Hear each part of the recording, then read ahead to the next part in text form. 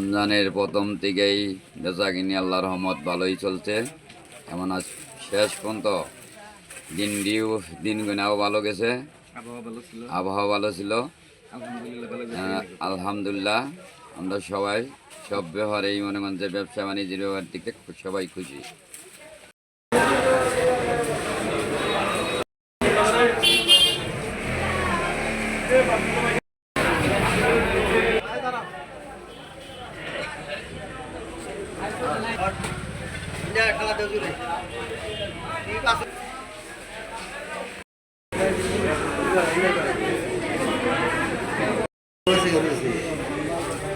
শুক্রবার বোনাস হইলাম, অন্য বছর সেইবার অনেক ভালো লাগে আল্লাহ রহমত।